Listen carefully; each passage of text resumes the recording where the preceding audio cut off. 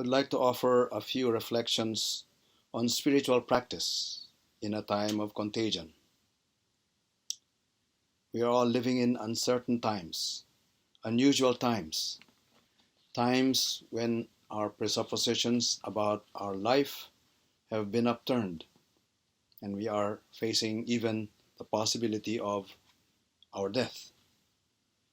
How can we live through these times with dignity and with a grace that befits us as human beings? The question I would like to address is, what can spiritual practice offer to make a difference in living through all of this? And by spiritual practice, I would like to narrow that down to the practice of finding a posture conducive to stillness, breathing with awareness, and allowing the mind to come to settle in the here and now, to find its peace, to find its base, to find its home. That's a spiritual practice called contemplative practice, or the practice of meditation, which can be found in different traditions: Buddhist, Hindu, Christian, Jewish, Muslim, and so on. So whatever religious tradition or background you may come from, or whether you do not come from a religious background, this is a spiritual practice that you can access and enable to enrich your own life. Now, from this spiritual practice, we can look at three words that characterize our present situation. These three words are uncertainty, isolation, and pain and suffering. Certainly, we can identify with each of these three words. And I would like to offer these words precisely as turning words from a Zen tradition. Turning word is a phrase used from the Zen context that I was raised in, which refers to a word that, first taken at first value, can be taken in one way, but when you look deeply into it, it can be a good occasion to turn around our worldview, to turn around our ways of seeing, to turn around and transform our way of seeing. So let's take these words. Uncertainty. We can all identify with that. When will this end? Will I ever get my normal life back? Will I find my job again? Or will I have enough financial resources to be able to muster through this? Or will I contract the virus and get sick? Or for those of us who may already be feeling the symptoms, will I survive through this?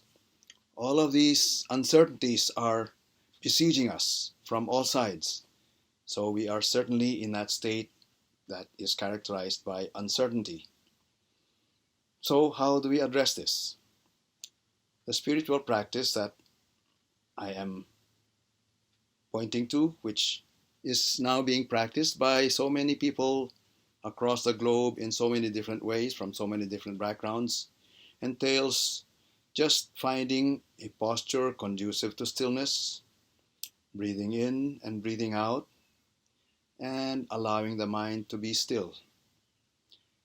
If we can engage in this practice even for a few minutes a day for starters, we may be able to find an oasis of inner peace and equanimity and tranquility that will enable us to see through the uncertain time that can bring forth anxiety or fear in us, which might even lead to panic.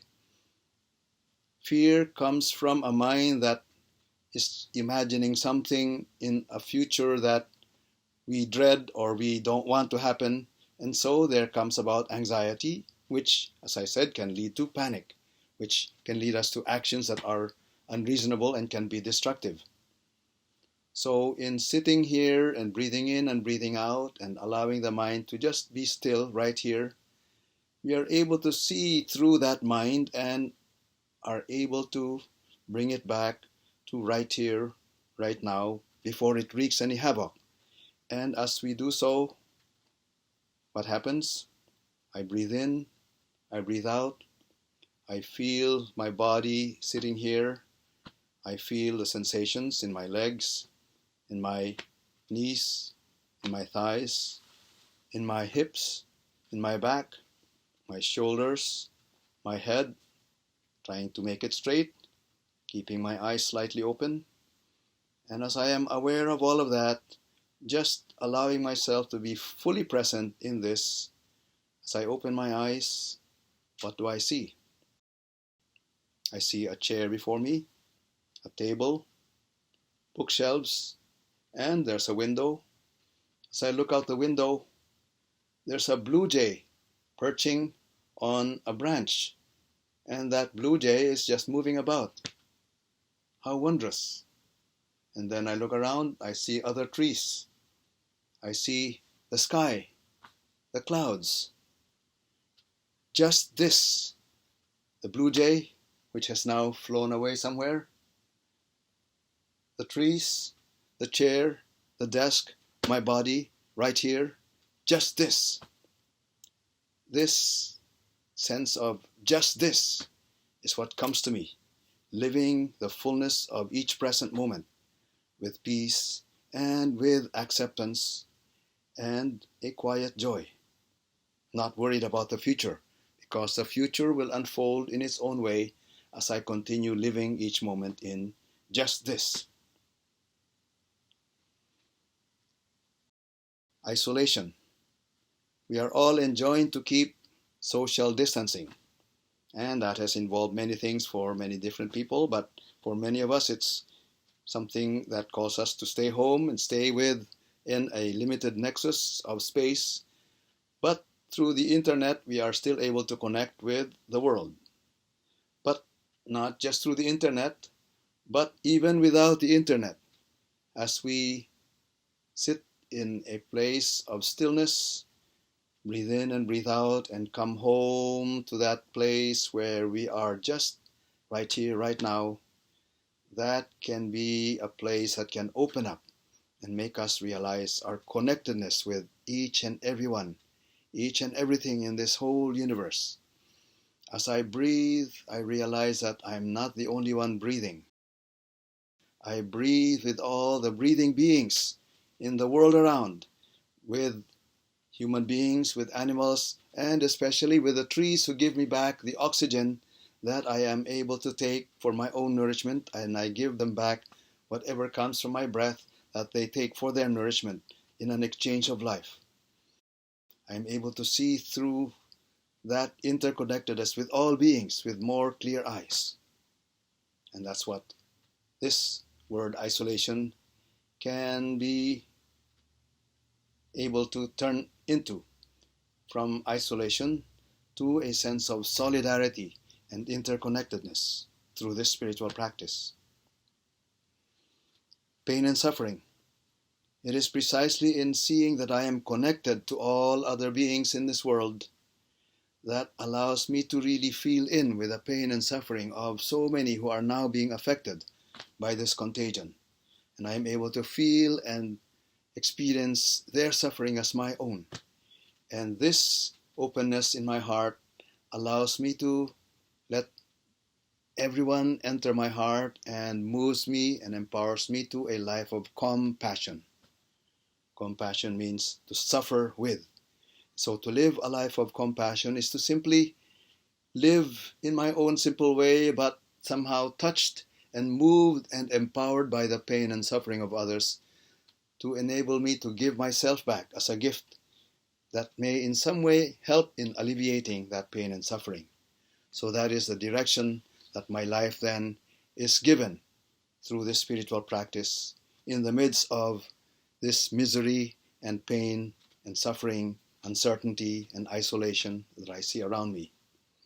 So to conclude, it's an invitation for all of us to just take a short few minutes a day for starters, and then perhaps extend it to a longer period, and perhaps extend it several times a day, and allow us to enter into that place of peace and inner tranquility, which will open up to us that realization of our interconnectedness with everyone, which will then unleash the powers of compassion in each of us and enable us to live accordingly.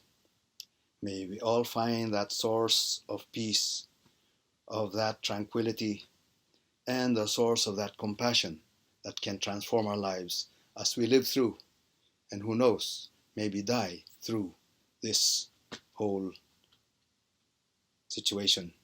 But even if we do, we know that our lives will have been infinitely meaningful as a gift that we are able to offer to the whole universe.